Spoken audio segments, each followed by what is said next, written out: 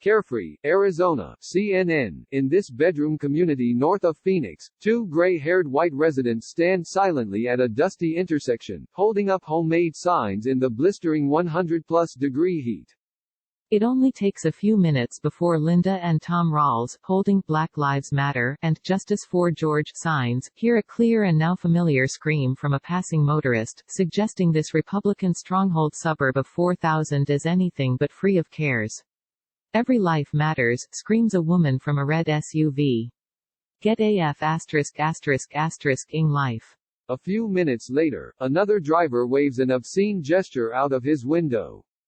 The Rawlses wave or hold up peace signs with their fingers, unmoved by the negative feedback. Politically, the Rawlses describe themselves as independents but remain lifelong Republicans. Both have worked in Arizona's Republican Party and have run for Congress as Republicans. In 2016, they voted for Libertarian candidate Gary Johnson. This November, the Rawlses say, they will vote for Joe Biden over President Donald Trump. They're among the group of independent voters who say they prefer the presumptive Democratic presidential nominee. A number of national polls in the last few weeks show Trump trails Biden among independents, a group he narrowly won in 2016. Recent polling shows independents now favor Biden. In Arizona, that shift is also seen in polling. I'm not Antifa, jokes Linda Rawls, 61. But the registered Republicans, in just the last few weeks, have been moved by the nationwide protests against police brutality and racial injustice, the response to the coronavirus pandemic and the economic recession to this corner. I think the last 3 to 6 weeks have been a turning point, says Tom Rawls, 70. We can always fight over the issues. But we need to cut out the cancer that is infecting the body politic of America. That cancer to their party, the couple says, is Trump.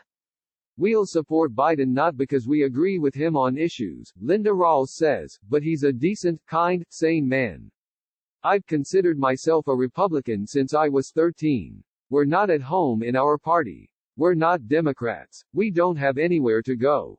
Former Republican operative Tim Miller sees this group of political homeless voters as ripe for shifting in 2020, because now, their personal lives are being directly impacted by Trump, he says. Build your own road to 270 electoral votes with CNN's interactive map.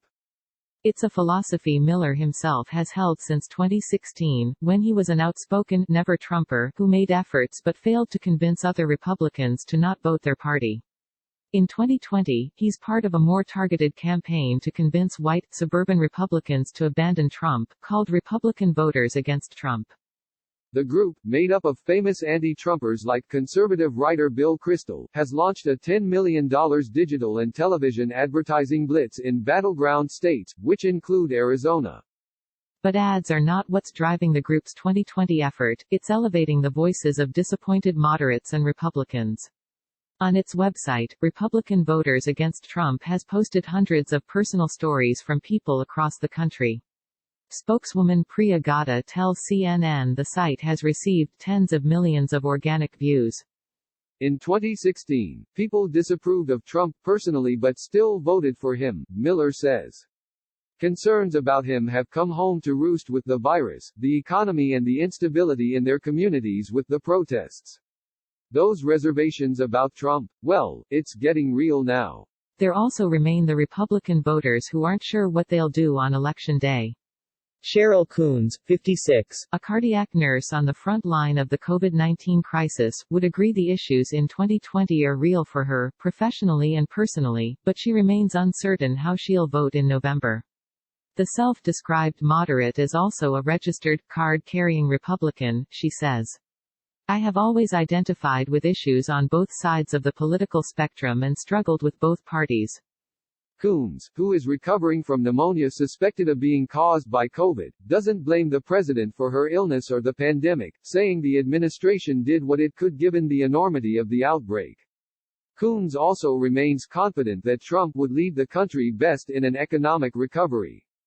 But what is making her consider voting for a Democrat for the first time in her life, she says, are the sustained protests and pain she's seeing on America's streets. I feel like we need more of a sense of unity and no antagonism on this issue at all, says Coons, who voted for Trump in 2016. And I don't feel I see that being fostered. We have to come together as a people and we need a leader that's going to help us do that, not poke the bear.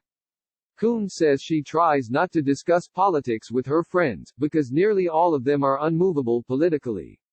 In a time of such polarization, she says, it's a little nerve-wracking talking about being a moderate.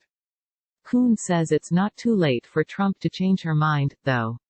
Because when it comes to her vote, I honestly don't know yet.